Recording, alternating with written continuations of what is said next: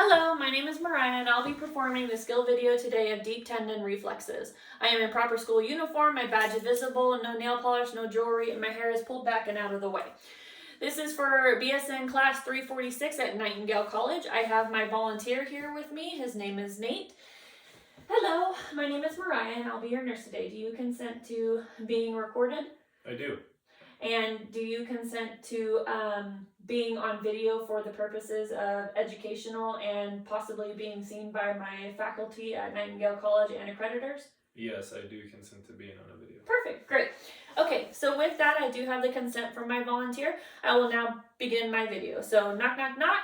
Hello, close the door behind me to ensure patient privacy and introduce myself. First, I'm going to go ahead and hand hygiene.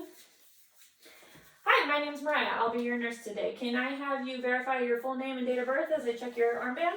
Yes, Nathan Jerry Wilkening, September 21st, 1991. Great, so I go ahead and verified my patient with 2 patient identifiers while I also check their medical wristband. Okay, so today I'm here to check your deep tendon reflexes, okay? Okay. So we're going to be checking your bicep, your tricep, your patellar, and your Achilles tendon reflexes. I will be using this hammer right here to do so. Why we check your deep tendon reflexes is to check your motor neuron function from the brain and throughout all the extremities. Deep tendon reflexes are graded on a scale from 0 to 4, 0 meaning absent, 1 meaning hypoactive, 2 is a normal response, 3 is hyperactive, slightly or brisk, and then 4 is hyperactive with clonus, which later we will do a clonus test as well. Okay, so my first test I'm going to go ahead and check is your bicep. So can I have you open your arm, please? So I'm going to support the patient's arm, and we're going to look for the bicep tendon. And using the pointy side of my hammer, make sure I can see, we're going to go ahead and make a strike on my thumb. Okay, great. So right there, as you saw, that is a 2. We would label that as a 2, and that is a normal response. So next I'm going to go to your tricep. So I'm going to lift your arm up. Just dangle your arm, and I got to find your tricep tendon. Same thing, I'm going to use the pointy side of my hammer, and I'm going to strike my thumb on their tendon. Okay, I'm going to do that one more time. Perfect! You see that? So I would also label that as a 2. Thank you so much, Nate.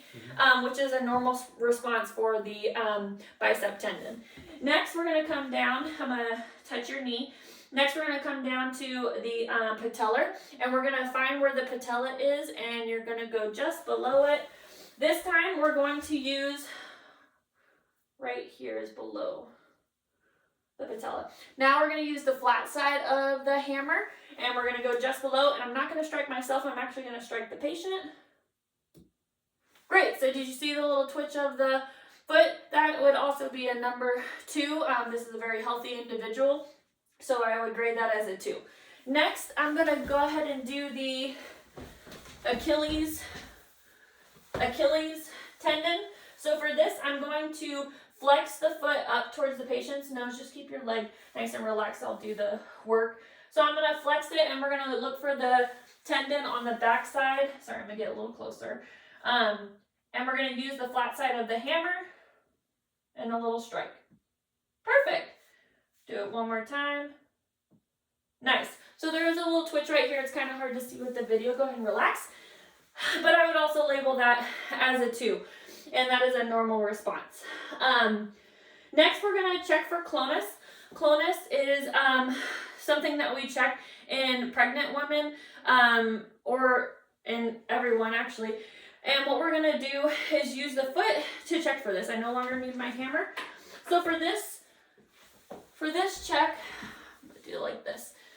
You're just going to relax your foot, sir. So what I'm going to do is I'm going to push on the foot and flex it, dorsiflex it, and then I'm going to let go, and the foot drops back to normal. If we're checking for clonus, like this is a normal response when the foot drops. If we were to flex the foot and then we drop it and the patient has a few twitches going down, that would be a positive response for clonus, which is a risk for seizures in the patient, okay? All right, Nate, so it looks like everything looks looks great for you. All of your deep tendon reflexes are normal. Do you have any questions for me? No, I don't. No? Are you comfortable? I am comfortable. Okay, great. So I'm gonna go ahead and leave you here, and I'm gonna go talk to the doctor, and they'll be in with you shortly. Okay. So I would then perform hand hygiene. Put this away. Perform hand hygiene. I'm gonna leave the room, close the door behind me to ensure patient privacy, and go document my results. Thank you.